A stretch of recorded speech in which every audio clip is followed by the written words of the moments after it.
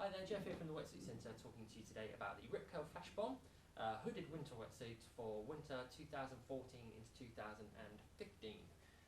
Pretty much one of the warmest wetsuits that money can buy, and a really popular wetsuit last year. Pretty much sold out of this before Christmas, so it was really hard to get hold of. The suit itself is 5.5mm thick and 4mm thick, so it's 5.54. Now previous years they did a 654 and then they did a 54. Because it was kind of confusing between the two, they've sort of amalgamated or merged the suit into one size, which sort of lies between the 654 and the 54. So it's 5.5, 4mm. And you get the 5.5mm on the lower part of the body where you need more protection, more insulation around your core, and then drop to a 4mm around the upper body and the arm to give a bit more flexibility. So this suit is pretty much one of the warmest suits that money can buy. The reason being a combination of thicker neoprene, an inbuilt hood, and then the flash dry thermal lining running the whole way through the suit. And it's got a reputation as a really, really warm wetsuit, and so it's becoming more and more popular, especially for guys that are wearing it in kind of Scandinavia, and people that are wearing it in Scotland or northern parts of England in the UK. It's a very, very sort of warm wetsuit, really impressive. The suit itself then is constructed of E4 neoprene running the whole way through the suit, and that's really sort of a good high-grade neoprene from Ripco. It's pretty much one of the, it's their new neoprene they've brought about this year. Taken over the E3, and it's their most flexible, lightweight neoprene. The E4 is boasting less water retention than the previous E3, so the idea that it's basically dries quicker as well, and it's lighter and less absorbent, so it stays lighter in the water, and it's also physically lighter because there's less cotton used to actually sort of use as a jersey over the top of the wetsuit. So it's the E4 neoprene running the whole way through now, which is even lighter and less absorbent than the previous E3. That combined with the flash dry lining the whole way through, and basically it's a good balance between really, really thick warmth and insulation, and then thermal lining and quick drying material. Still, that E4 will give you a good amount of flex and try and make the suit lighter. Actually, picking up the suit, it's not too bad for a 5.5. It feels sort of quite sort of reasonably light, considering sort of a couple of years ago when you had like a 654 wetsuit, it felt like a lead weight. So it does feel good for a very thick wetsuit and a very warm wetsuit. Moving through the sort of changes between this year and last year then, the primary difference is obviously the thickness, but then also what they've done with the suit now as well, they've sort of liquid taped the outside of it. Okay, now inside you get the E4 taping, which we'll show you in a second. On the outside of the suit you get this power seam welding now, which is just a very thin liquid taping over the seams. Just reinforces the seams, make sure that no water can get through, so essentially it's almost like a dry suit, it's completely sealed, and also makes it a bit more durable, a bit more robust, so it's not going to wear through or rip anytime soon. So you should get a long shelf life out of this suit, which is what you really want when you're paying over £300 for a wetsuit. That's the whole way through the outside of the suit. You get that power seam welding the whole way through, apart from around the chest panel.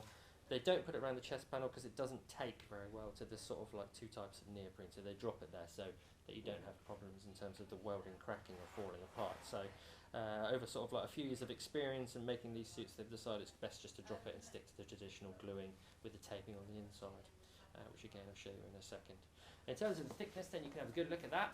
If I bring it closer, look at the sort of chunkiness on the ankle there. They've dropped some liquid sealing around the outside of the leg there as well. I guess that's to stop it sort of flapping and pulling open, give a bit of a better seal around the ankle and stop it sort of flipping up and getting flushed through. So it's a nice touch. They've put this new little key pocket on here now, staying loop inside, over the top. It's got a little magnet in it, which is quite a cool little touch this year. Just basically sort of helps seal the pocket a little bit better, and it feels like good quality, which is what you want again for a top end suit. So you get that little magnet on the leg. Still useful to have your key in there, as long as obviously it's not an electronic key. Standard sort of knee pads that you'd expect. It's a Duraflex knee pad. Make sure that they don't wear through or sort of get holes in them basically on the knees. So it's a good little touch. And then further up the suit, you've got the normal smooth skin mesh on the front here. Make sure that you don't get any wind penetration through the suit, which is going to make you cold, especially in the winter months. And obviously get that around the back as well. All of the seams on the wetsuit are specifically designed and angled basically so that they don't restrict movement in any way. So you've got the dip in the back of the chest and lumbar region, no seams across the bum to make sure it's nice and comfortable, not uncomfortable to sit on. And then you've got sort of like arched seams on the arm as well, just to make sure that you don't have any restriction. Another good thing as well, they dropped the liquid taping on the arms, because liquid taping, although it's fantastic at sealing the suit, can sometimes be a bit restrictive, so they've dropped that off on the arm to make sure that you've got maximum movement where you need it on the arm basically. Moving further up the suits, you do have the hood. Obviously, the hood is a inbuilt hood, so it's not, you can't take it off, and you can't even really pull it down. So once it's on and up, that's pretty much how it's got to stay. If you do pull it down, you're going to get flush throughs when you duck dive, and it's also going to be really uncomfortable on your neck. So it does need to stay up. It's flash dry lined. So if you don't know what you mean about the flash dry lining, basically the flash dry lining is this pink material. It's a back combed polypro. So polypro is used to insulate you. It's really good heat retaining properties, basically. So as heat leaves your body, rather than being lost through the wet neoprene, this sort of pink fluffy stuff retains it within the wetsuit, so you stay warm for longer.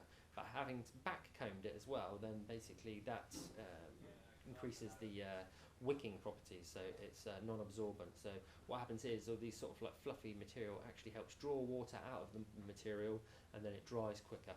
So because it's easier to dry when it's not all sort of like within the fibre.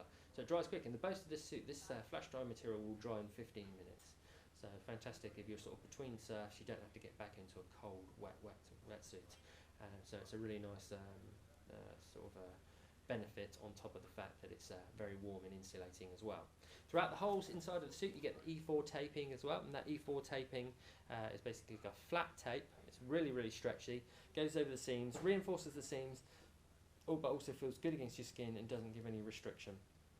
So instead of giving that liquid taping on the inside, which catches on your skin, it's quite restrictive and generally not very comfortable, they use the flat E4 taping, which you won't even feel basically, but it does reinforce the suit. So it's a nice little touch, and that runs the whole way through the inside of the wetsuit. The hood itself feels like a 3mm hood. It's a 3mm hood, smooth skin on the outside, stop wind penetration, and you get the peak as well to make sure that no water dribbles into your eyes when it's raining. So that's pretty much everything going on the inside of the suit. What I'll do is I'll turn this bad boy inside out, and you can have a little look on the inside. So here we have the suit inside out, and a lot of pink and black basically. The pinkness is the backcomb polypro with the flash dry lining, which we mentioned before. If I come nice and close, that's that super fluffy stuff. Hopefully it doesn't go out of focus, but yeah, that's that super fluffy flash dry lining. Dries in 15 minutes and really good insulating. I can vouch for that because I've got one of these in a 4.3 and it's really warm. I actually wear my 4.3 through most of last winter as well, which is just shows how warm these wetsuits are. Around the back, all the way through, around your kidneys, right up to the top of the suit, you get the E4 taping across the seams just to reinforce, and then you get double tapes on the critical areas to make sure, again, you're getting the longest shelf life out of this suit possible. Really nicely constructed, the Repcale suits. They don't cut any corners, a really good quality wetsuit. And then you get that flash dry lining all the way through the hood as well, and so you don't get the cold, wet wetsuit feeling on your head when you put the suit back on. And again, your sort of head is insulated, which is where you lose most of your heat, so it's definitely a nice touch. The black neoprene is the E4. E4 through the whole upper body, well, through the whole suit, and that's just going to basically give you loads of flexibility when you need it. Chest zip entry, we won't keep banging on about these, but chest zip entry system basically just allows the suit to have no zip on the back. Means that obviously you have to have that ready with the hood over the head system. So no zip in the back, gives you a bit more freedom in the back panel of the wetsuit. A bit harder to get on and off, but pretty easy once you've got the hang of it. Standard sort of Repcale chest zip system, they use the sort of plastic zip across the chest that way. Drain holes in the front and the back, so any water that comes in through it drains out of the wetsuit rather than going into the suit. But yeah, I think banging on about enough basically about the sort of benefits of the chest zip. Yeah, definitely sort of go-to system when you're actually building a hooded wetsuit. So the chest zip is always going to be in the hooded wetsuits, much easier to